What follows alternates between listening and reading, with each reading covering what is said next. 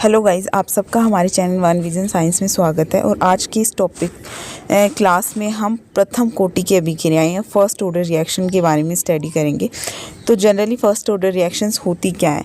तो प्रथम कोटि की अभिक्रियाएं ऐसी अभिक्रियाएं होती है जिनमें अभिक्रिया का वेग क्रियाकारकों की सांद्रता की प्रथम घात के समानुपाती होता है। मतलब जो अभिक्रिया का वेग है, रेट ऑफ रिएक्शन है, वो अभिकारक की सांद्रता अभिकारक की कंसंट्रेशन के फर्स्ट पावर के समानुपाती होता है। जैसे कोई रिएक्शन ले ली, मान लिया हमने रिएक्शन ली है ए, जिसमें रिएक्टेंट है ए और हमारे पास बन रहा है प्रोडक्ट बन रहा है। रिएक्शन है जिसमें ए रिएक्टेंट से प्रोडक्ट बन रहा है। मान लिया जब रिएक्शन शुरू नहीं हुई है तो अभिकारक की कंसंट्रेशन है स्मॉल ए, और प्रोडक्ट क्योंकि रिएक्शन शुरू नहीं हुई है तो प्रोडक्ट की कंसंट्रेशन ज़ीरो होगी। और इसी तरीके से अगर समय बाद में थोड़े से टाइम के बाद हमने देखा, जब हमारे पास प्रोडक्ट बन चुका था एक्स, तब हमने देखा कि रिएक्टेंट की कंसंट्रेशन क्या रहेगी। तो रिएक्टेंट की कंसंट्रेशन, जो रिएक्टेंट की इनिशियल कंसंट्रेशन थी ए, उसमें से हम प्रोडक्ट की कंसंट्रेशन को माइनस कर देंगे तो टी समय पर हमारे पास अभिकारक की सांद्रता आ जाएगी। अब इसी तरीके से हम इस रिएक्शन का क्या करते हैं, रेट ऑफ रिएक्शन या अभिक्रिया का वेग लिख लेते हैं। तो अभिक्रिया का वेग कैसे लिखा, हमें ये देखने के लिए आप इसी चैनल पे मैंने वीडियो बनाया है रेट ऑफ रिएक्शन का, तो वो देख सकते हैं। तो इसमें हम अभिक्रिया का वेग कैसे लिखते हैं कि या तो रिएक्टेंट के फॉर्म में लिख सकते हैं, मतलब अभिकारक के फॉर्म में लिख सकते हैं, या उत्पाद के फॉर्म में लिख सकते हैं। इनमें होगा क्या कि अगर अभिकारक के फॉर्म में लिख रहे हैं तो चेंज इन कंसंट्रेशन ऑफ ए, मतलब रिएक्टेंट की कंसंट्रेशन में change with respect of time, मतलब समय के साथ अभिकारक की सांद्रता में परिवर्तन या समय के साथ उत्पाद की सांद्रता में परिवर्तन अभिक्रिया का वेग कहलाता है। बस डिफरेंस इतना है कि जब हम अभिकारक की सांद्रता में परिवर्तन की बात करते हैं तो वो माइनस में आएगी, क्योंकि जैसे जैसे रिएक्शन प्रोसीड करती जाएगी जो हमारा अभिकारक है ए, उसकी सांद्रता कम होती जाएगी। तो कम के लिए हमने माइनस का साइन लगाया है, और उत्पाद की सांद्रता रिएक्शन के बढ़ने के साथ बढ़ती जाती है, तो यहाँ साइन आएगा प्लस का और ये माइनस का।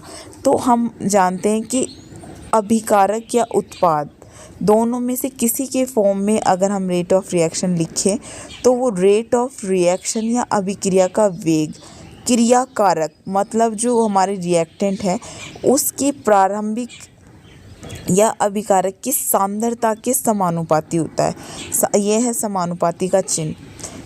तो अभिक्रिया का वेग अभिकारक की सांद्रता के समानुपाती होता है। तो हमारे पास यहाँ अभिकारक था ए, रिएक्शन और प्रोडक्ट, ये रिएक्शन है। तो इसमें ए क्या है, रिएक्टेंट है या अभिकारक है। तो अभिकारक की सांद्रता क्या हुई, सी ए। तो अभिकारक की सांद्रता की फर्स्ट घात, जिसमें ए पावर कितनी है 1, उसके समानुपाती है। तो समानुपाती का चिन्ह हम हटाएंगे तो हमने समानुपाती कांस्टेंट लगा दिया, जो फर्स्ट ऑर्डर रिएक्शन के लिए K1 ले लिया समानुपाती कांस्टेंट। तो इस तरीके से हमने अभिक्रिया का वेग लिख लिया K1 CA और उसकी पावर 1। तो ये हो गई फर्स्ट ऑर्डर रिएक्शन। अब इसको हम प्रोडक्ट के फॉर्म में भी लिख सकते हैं। तो प्रोडक्ट के फॉर्म में अगर लिखेंगे तो यही किसके बराबर हो जाएगा, dx/dt, मतलब change in concentration of product with respect to time. ये अभिक्रिया का वेग है, ये भी अभिक्रिया का वेग है, और ये किसके बराबर है, समानुपाती स्थिरांक, और CA कंसंट्रेशन ऑफ रिएक्टेंट अभिकारक की सांद्रता की प्रथम घात के बराबर है। अब हम बात करते हैं t समय पर अभिकारक की सांद्रता कितनी है। t0 पर तो अभिकारक की सांद्रता A थी। अब t समय पर अगर हम बात करते हैं, जब प्रोडक्ट हमारा कुछ बन गया होता है, तब हम उस प्रोडक्ट को उसकी इनिशियल कंसंट्रेशन में से घटा के सांद्रता हमारे पास आ गई थी A-X। तो CA अभिकारक की सांद्रता को हमने लिख दिया A-X। तो ये जो इक्वेशन आई हमारे पास, उसको हम बोलते हैं प्रथम कोटि की अभिक्रिया का अवकलज फॉर्म या डिफरेंशिएशन फॉर्म। अब इसी तरीके से एक समाकलित फॉर्म निकाल सकते हैं हम फर्स्ट ऑर्डर रिएक्शंस की। तो हम इसी समीकरण का क्या करेंगे, समाकलन कर देंगे, इंटीग्रेशन कर देंगे। तो सेम तरीके की कांस्टेंट को एक तरफ ले लिया तो dx upon a minus x को इधर ले लिया, dt को उधर भेज दिया और हमने इसका समाकलन कर दिया। ये जो है समाकलन का चिन्ह है, साइन ऑफ इंटीग्रेशन बोलते हैं इसको। जब इसका समाकलन करेंगे तो इसका समाकलन होगा anti log minus anti log a minus x, और k नियतांक है तो बाहर आ जाएगा ऐसे कि ऐसे। dt का समाकलन t हो गया और ये है c समाकलन स्थिरांक। अब जब हम इसकी बात करते हैं t0, समय 0 पर हमारे पास जो प्रोडक्ट की कंसंट्रेशन थी वो 0 थी, क्योंकि रिएक्शन शुरू ही नहीं हुई थी तो प्रोडक्ट की कंसंट्रेशन 0 थी। तो x क्या है, प्रोडक्ट की कंसंट्रेशन, तो इसको 0 रखेंगे, टाइम भी 0 रखेंगे। तो ये c जो समाकलन स्थिरांक है उसकी वैल्यू आ जाएगी -ln_a। अब इसी वैल्यू को, c की वैल्यू को हम इस वाले समीकरण में पुट कर देंगे। तो क्या बनी हमारे पास, c की वैल्यू जब इस वाले समीकरण में लिखेंगे, c की जगह -ln_a लिख दिया ऊपर वाले समीकरण में। तो अब क्या करेंगे, इस ln को इस तरफ ले देंगे। तो ln को इस तरफ लेंगे तो माइनस का है, इक्वल के इस तरफ इधर आएगा तो प्लस का हो गया। अब यहाँ एक इक्वेशन बन रही है जिसमें हम लिखते हैं ln m minus ln n equals to ln m upon n। जो माइनस का है उसको नीचे भेज सकते हैं हम। तो इसी तरीके से यहाँ जो माइनस का है वो नीचे चला जाएगा, ln a ऊपर था ही अपॉन a माइनस एक्स।